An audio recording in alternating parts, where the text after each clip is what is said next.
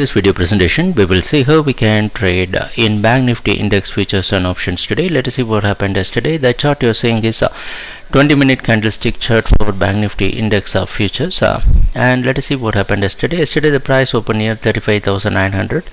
After the price opening, the market dropped towards 35,600, where it found various support, and you could see the market completely recovered, went up till 36,600 and closed near 36,500. Today you can expect the market to open somewhere within the range of 36,700 and 36,800. So what we can do for today, you can go for buying till 36,400 by placing stop at 36,300, expecting the market to hit various target marked as possible resistance. And how we can do this in the options market? The option chain, what you are saying is for March month monthly expiring contract. In this you can select 37,200 out of money call option, and you can buy this call option with a 150 point stop.